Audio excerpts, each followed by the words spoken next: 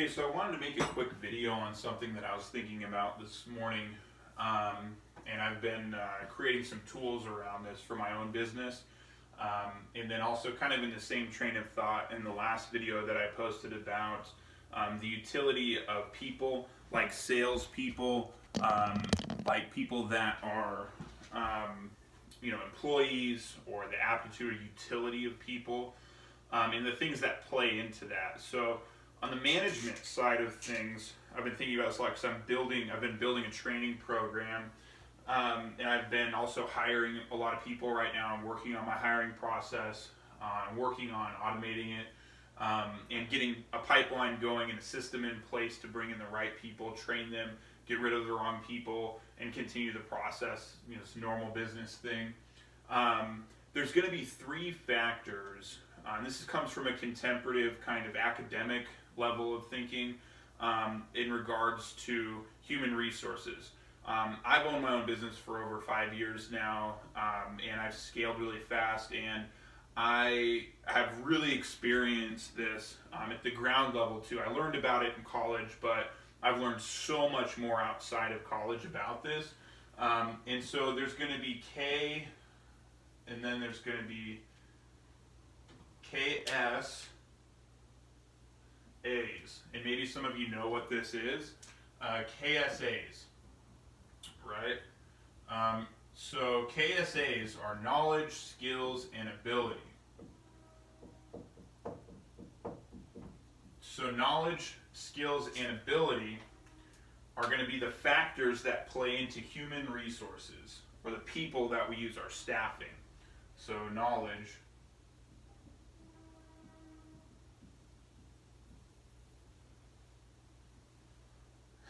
and you'll see I'm a horrible speller. Knowledge, skills, and abilities. So I've been creating this outline. I created a strategy. I'm putting the tools in place. I have a lot of my tools in place to automate this stuff, as far as like measurements and getting this going for my own company.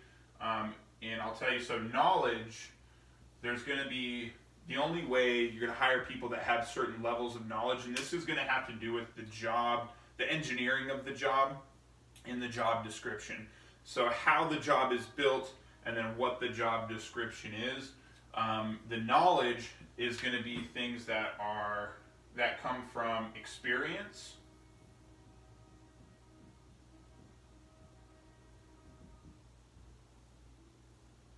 and things that come from experience and then training.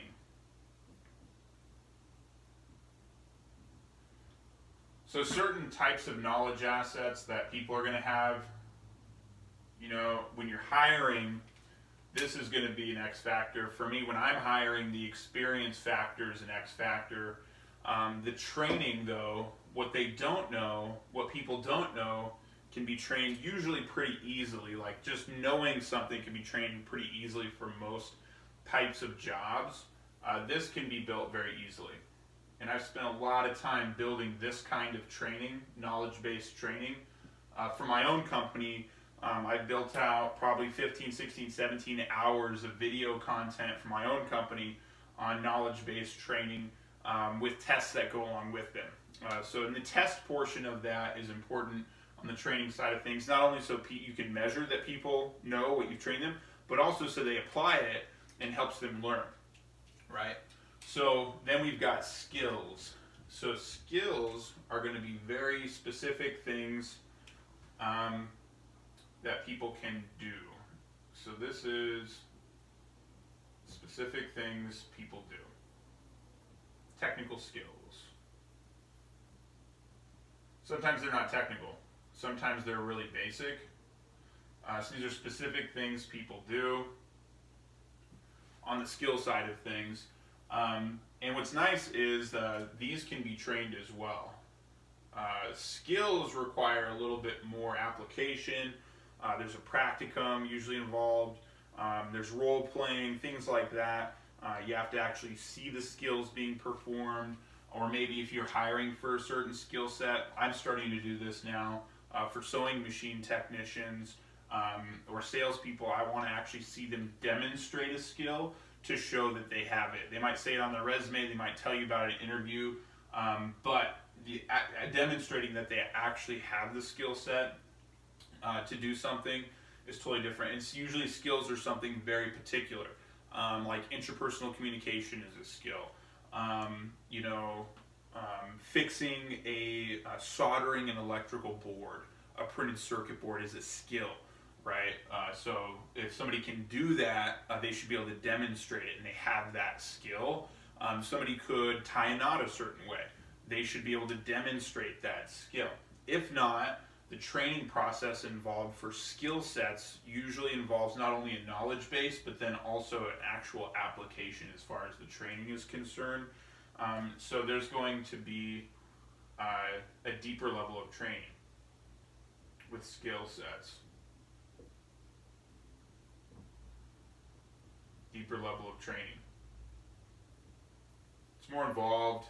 It involves knowing the knowledge of how to do a skill, then actually applying it, practicing it. It needs to be measured, and then you need to see that it actually happens, right? So abilities are a little bit more innate. Abilities are something that are intrinsic, right? So abilities are things you can train towards an ability or supplement an ability, but you can't really train somebody to lift 50 pounds necessarily in your business. You could maybe have them lift weights or work their way up to something 50 pounds, but it's not really that realistic in a business setting. Memory, ability to remember things, having a great short-term memory or a long-term memory, those are abilities that are pretty innate. People are just going to have that stuff built in. The ability to have very clear, articulate cognitive thought is something that really, unless you're at a very advanced level of training in your company, for small businesses it's pretty much impossible to train abilities. Okay, so abilities are intrinsic, and they are built in, let's say. You're just not going to have the ability, you're not going to have the ability to train abilities in a business setting for the most part. So, when building a job design, when designing a job, if there are certain required abilities or things that that person needs to be able to do, you want to hire towards this. You want to hire towards abilities for sure. So you want to hire towards this. This should be a hiring function. And these should be non-negotiable. Abilities that are required for the job are non-negotiable. In certain cases, if you have the ability to lift a certain amount of weight, you're going to work in a warehouse. Those are non-negotiable abilities that you have to have. The ability to get to work on time. Do you have the ability to transport yourself there? Those are non-negotiable standards, right?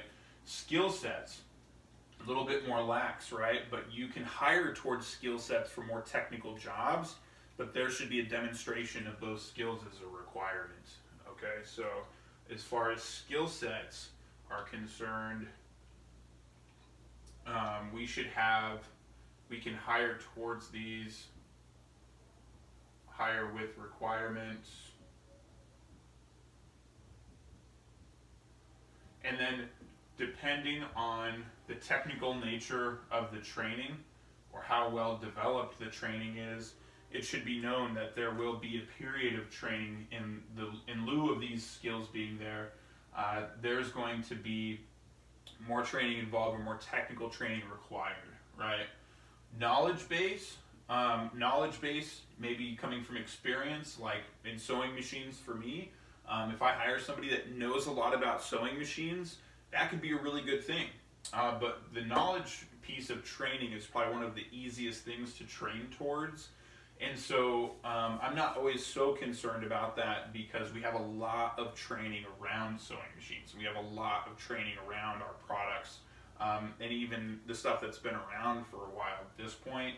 So as far as the knowledge is concerned, if experience is there, it's kind of a nice thing, right? In lack of a training program, let's say there is no training program, then these become a hiring requirement as well.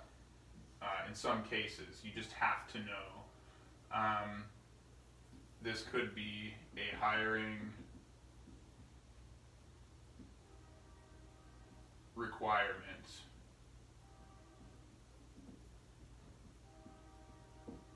With no training program, let's say if there's no training program, then it has to be a requirement. Okay? So KSAs, the difference is knowledge is something that's known, skills are something people do, and abilities are something people just have. Abilities can't, like I said, like I've trained a lot of people, I've spent a lot of time with people, I've trained people on sales, I've trained them on technical things like fixing multifunctional embroidery sewing machines. I've trained people how to sell $30,000 robotic quilting systems, $20,000 embroidery systems, how to run six-figure seminars where we sell lots of sewing machines, bring in lots of customers. There's a difference definitely with ability. It's one of the most difficult things to train. If somebody's not innately organized, if they're just not an organized person, their mind thinks a certain way. If you're going to change the way their mind is, it's almost impossible, pretty much impossible. I've spent years working with some of the same employees, trying to train them on being organized, having good interpersonal communication, having good follow through, things that you can train them the skills and how to do it.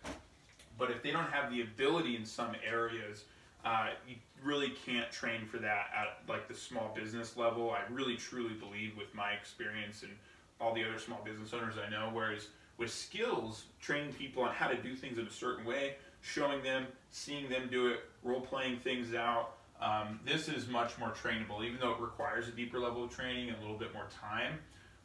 Knowledge is definitely the easiest thing to train, is to just tell people the way something is, here it is, and that's what it is, and then testing for it. So KSAs, it plays into the job design, it plays into the job description, it plays into your training plan, and it plays into even your plan with attrition, and how you deal with attrition and getting the wrong kind of people out of jobs or moving them into a different job for sure.